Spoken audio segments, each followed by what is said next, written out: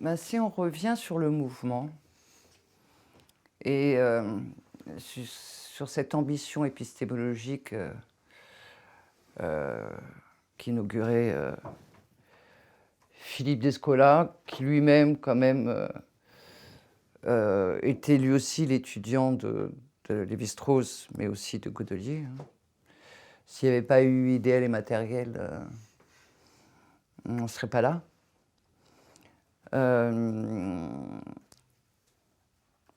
Mais ce que j'ai dans cette dramaturgie de la modernité que j'ai pu vivre avec les Cassois, parce qu'on peut pleurer, hein, c'est terrible de voir un lieu si beau devenir si triste.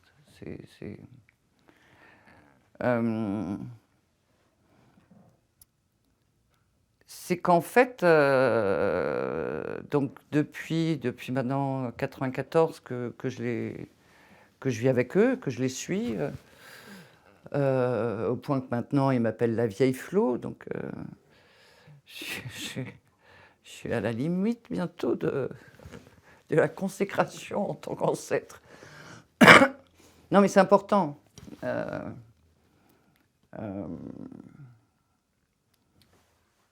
Maintenant, ils m'appellent maman, les enfants m'appellent grand-mère. Kébé Flo, ouais. Et ça s'entend. Et en fait, parce qu'il y a aussi un bouclage consanguin des maris. Enfin, là, je m'égare. Mais il faudra couper. Ce que j'ai pu constater, observer, être témoin, c'est qu'effectivement, la politique n'est pas une histoire anthropocentrique. L'écologie n'est pas une histoire anthropocentrique. Et le social n'est pas une histoire anthropocentrique. J'ai vu ainsi les esprits, maîtres du gibier, rentrer en résistance et lutter contre les bulldozers des Chinois, mettre le feu, réveiller les Cassois, leur donner plein de rêves, pour leur exprimer leur mécontentement. D'autant qu'un esprit, si il élit domicile dans un arbre, s'il y a des troubles écologiques, il y a trop de bruit, ou voilà, c'est pas confortable, il va partir. Il va aller ailleurs. Mais qui dit ailleurs dit plus loin. Or, ce sont ces esprits qui donnent les proies. C'est eux qui vont l'offrir aux Cassois. Tu as le droit d'aller tuer tel animal, tu me donneras un peu de chair, mais bon. Et ils aiment cette proximité avec les Issanécés. Et donc on les entretient confortablement sur son territoire. Et d'ailleurs, après que l'on ait réalisé la réserve, les Cassois ont créé des réserves dans la réserve. Et tout le monde faisait des réserves et des réserves. Et dans des espaces, on n'avait plus le droit de marcher. Dans d'autres espaces, on n'avait plus le droit de chasser. Il fallait que les animaux se réhabituent à l'homme sans en avoir peur. Parce que c'est ça toute la ruse. Et l'étonnante sur laquelle repose l'étonnante liberté des cassois, c'est qu'ils se sont développés dans cet écosystème extraordinaire en bluffant le monde. C'est-à-dire qu'en cachant leur prédation. Donc les animaux ne savent pas forcément que ce sont des prédateurs. Ils se cachent toujours pour chasser. Donc on peut croiser un animal sans qu'il parte comme chez nous. Et ça, c'est source de liberté. Donc il est plus facile de chasser, pour le coup, il est plus facile de pêcher. Alors les missionnaires avaient introduit les lunettes de plongée, maintenant c'est interdit, parce que pour le coup, même les poissons maintenant ont peur des humains. Donc alors là, si on ne peut plus pêcher sans rien faire, ça ne fait plus. Donc il y a eu ce mouvement des esprits qui a resensibilisé les cassois quand même à leurs ressources, mais aussi avec l'exploitation forestière, il y a eu une migration des animaux. Et des animaux qui avaient l'habitude d'être à 70 mètres d'altitude sont montés à 200, 300, 400 pour fuir l'exploitation forestière, le bruit, etc. Aussi parce qu'il y avait une surprédation dans la mesure où les compagnies ne nourrissent pas leurs employés. Donc les Chinois faisaient venir ou adopter des chiens pour aller chasser. Ils pêchaient alors que c'était interdit. Et pourtant, on en a mis des affiches partout que c'était interdit. Hein, mais...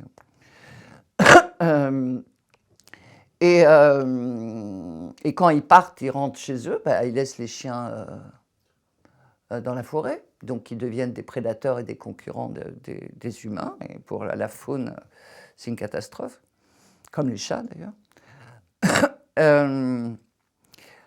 Mais donc, oui, j'ai vu les cassois être émus par ce mouvement des animaux qui venait complètement perturber la tranquillité du savoir-faire qu'ils avaient dégagé depuis des siècles de cohabitation où personne n'avait peur les uns des autres, etc., où la population humaine était maintenue quand même, il y avait une démographie, des règles pour limiter l'étendue démographique humaine, etc.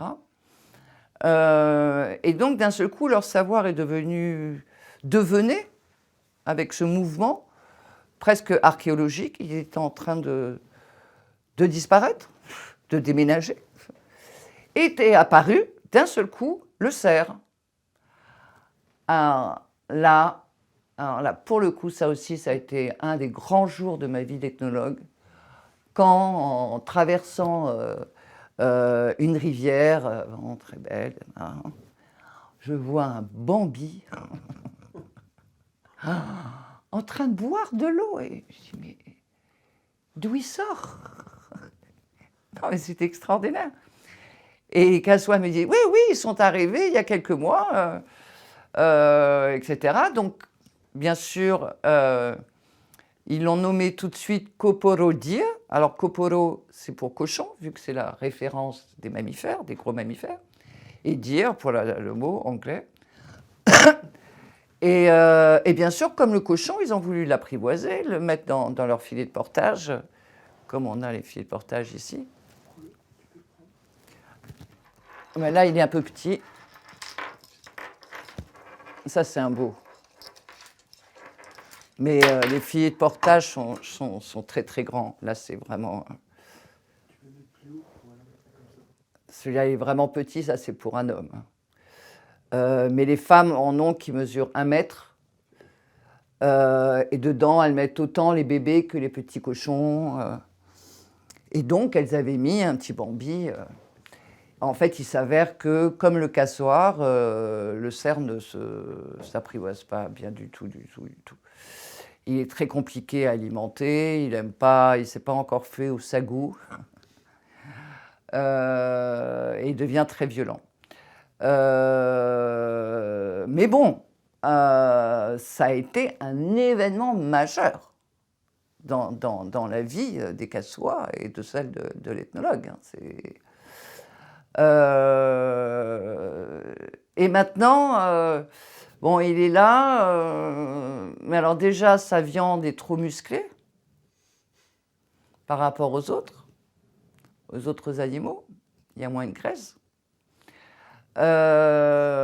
Et surtout, il y a 2 points négatifs. C'est qu'il fait ses cornes, ses bois sur les troncs d'arbres et abîme les arbres. Et il défie le système extraordinaire de l'essartage itinérant chez les cassois, qui consiste en slash and mulch, c'est-à-dire on coupe les arbres, on les laisse tomber et pourrir, ce qui va produire de l'humus, et après on a juste à planter les rejets. Alors c'est vraiment un capharnaüm extraordinaire, hein. On ne dirait pas du tout un jardin, mais ça avait l'avantage, donc en fait on évolue sur le jardin en marchant sur les troncs, mais ça avait l'avantage d'arrêter les cochons. Mais pas le cerf, hein. Lui saute. Et donc là, les cassois sont furieux. Donc là aussi, ça a demandé un ajustement des comportements. Et ils ont dû se mobiliser pour développer des connaissances sur l'animal. Qu'est-ce qu'il mange, qu'est-ce qu'il veut, enfin, son écologie. Bon, il y a aussi les oiseaux qui ont migré. Il y a aussi une liane qui, normalement, a un tempérament pas invasif, c'est-à-dire que quand il coupe les sartages, elle est freinée, mais elle ne vient pas tout recouvrir.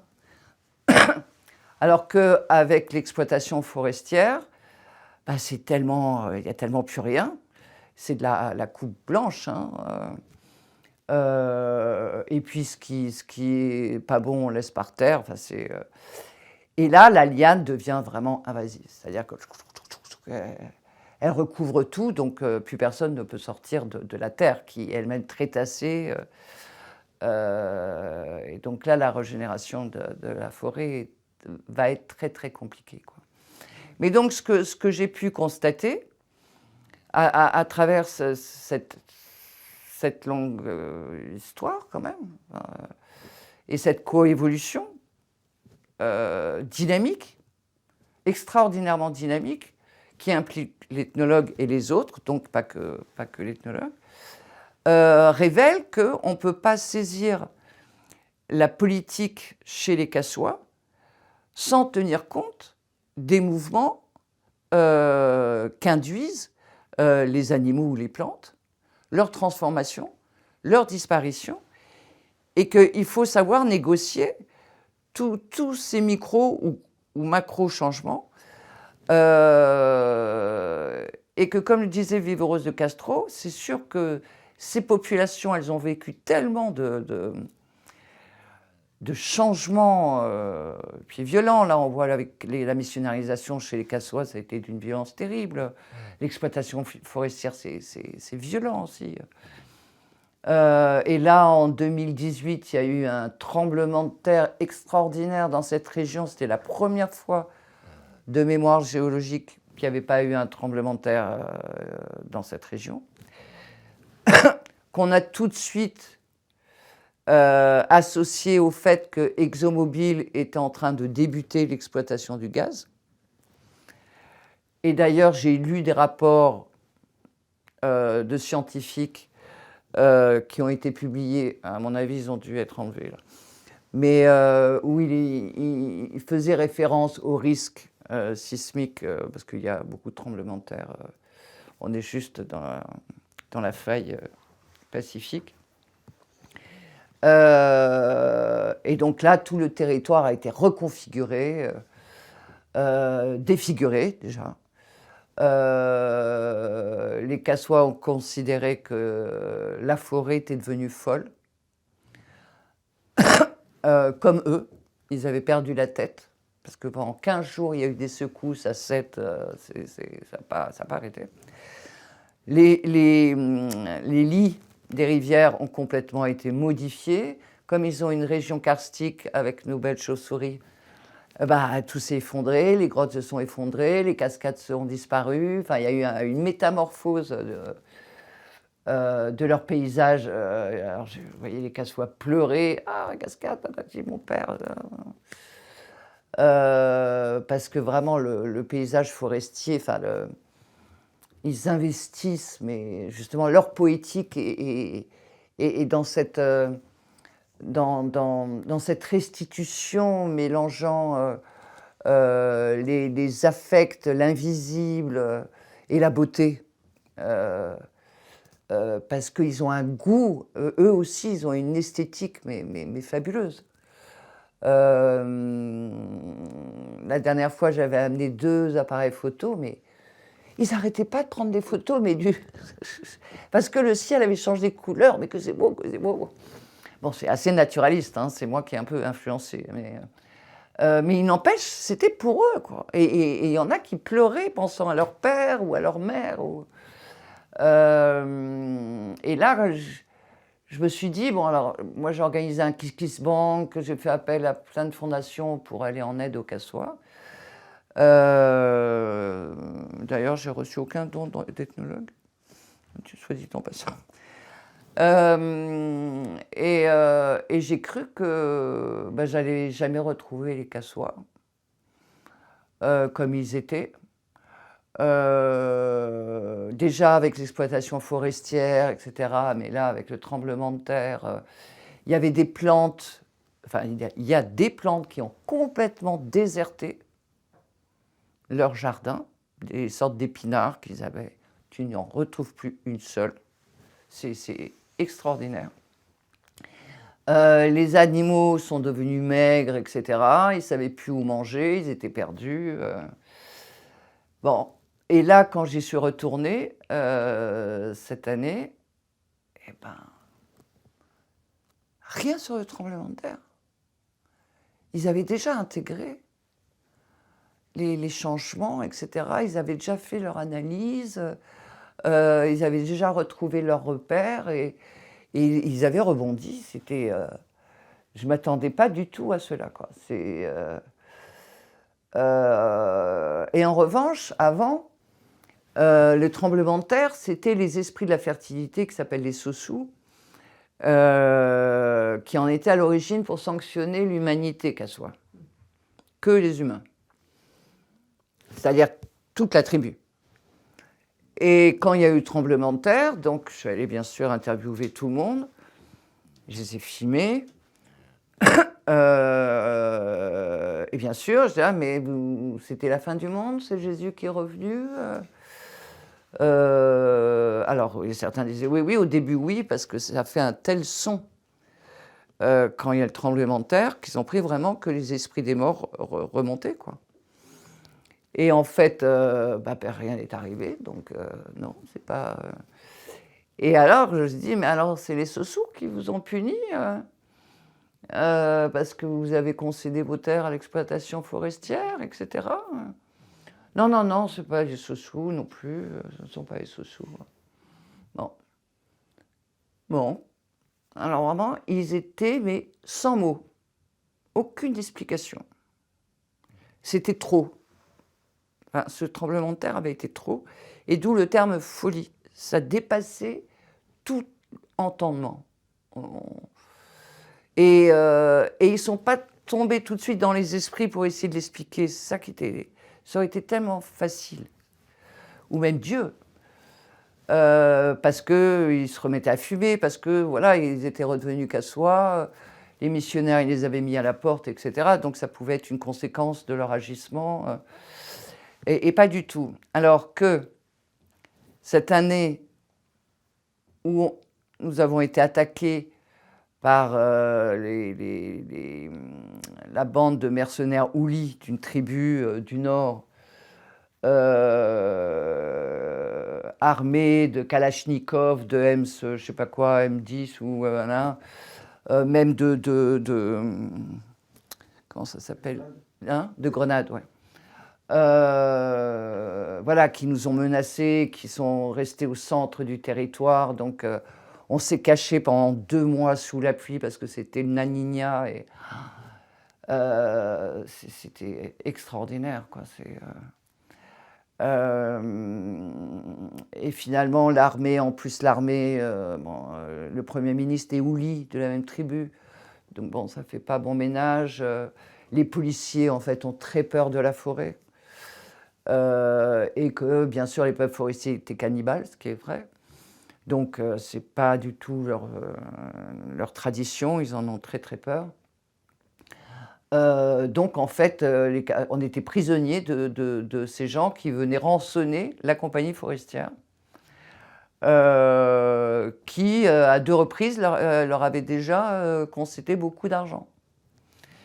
Et c'est vrai que les Houlis, c'est une tribu très guerrière, qui exploite beaucoup les femmes aussi, au point que certaines se coupent les mains pour ne plus devoir planter de la patate douce. Mais il y a un Français là, qui a sorti un film sur eux, ça s'appelle Les Gardiens de la Forêt, ou Les Frères de la Forêt. Et voilà, ils sont les gentils de la forêt. Ça me met hors de moi. Mais ce que je voulais dire, c'est que bon, on a survécu. Finalement, ils ont été repoussés vers le nord. Ils ont kidnappé un archéologue néo-zélandais. Ils ont violé 4 étudiantes papoues. Donc nous, on s'est encore plus cachés, parce qu'on s'est dit, après tous ces larcins, ils vont redescendre. Et comme ils savent que j'existe, que j'étais là, nous voilà, crapahutés partout.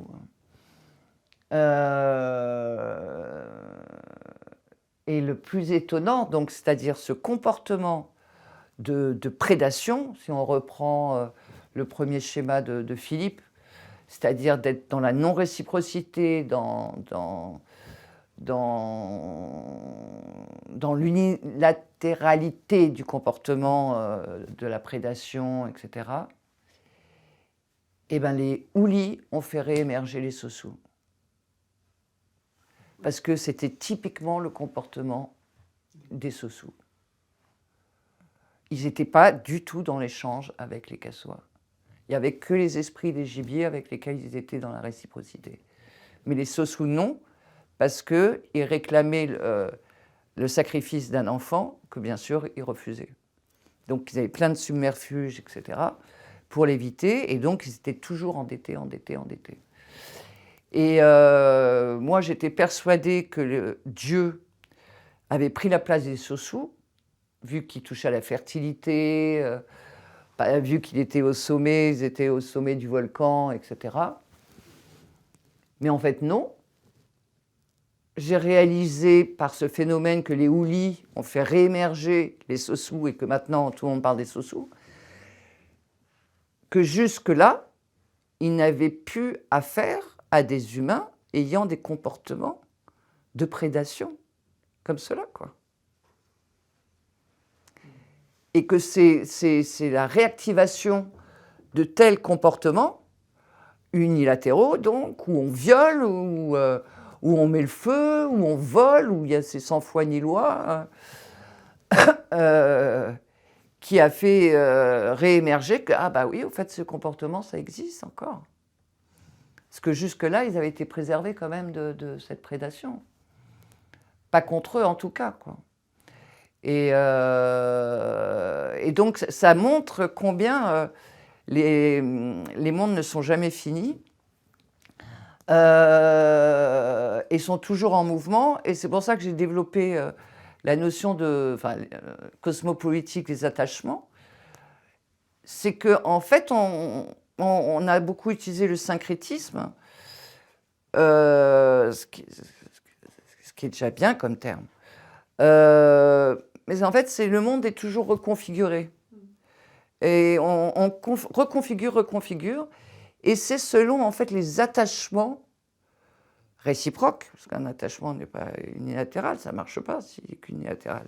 Il faut que l'autre accepte d'être attaché. Et que c'est selon les attachements que provoquent ou que produisent la dynamique, les mouvements, donc, des uns et des autres, qu'un monde va être défini de telle manière à un instantané. Et donc, ça montre à quel point rien n'est jamais figé. Et on voit bien aujourd'hui chez nous, avec tous ces mouvements alternatifs, toutes les ZAD, etc. Et puis même si on regarde de près sur en Philippines, chez les aborigènes ou chez les Amérindiens aux États-Unis, là où on veut les détacher et leur imposer un attachement, bah, ça ne fonctionne pas toujours, hein. Et ils préfèrent créer des nouveaux attachements ou persister dans leur attachement traditionnel, quitte à réinventer la tradition, plutôt que prendre nos attachements. Et cette notion d'attachement est aussi très importante parce qu'elle est interspécifique, dans la mesure où éthologues, psychanalystes, psychologues, archéologues sont d'accord pour dire que c'est une disposition dont disposent les humains, les animaux, déjà, c'est déjà énorme. On n'en est pas là avec les plantes, mais je crois qu'entre les plantes et les animaux, il y a quand même beaucoup de commensalisme, de symbiotique aussi qui existe.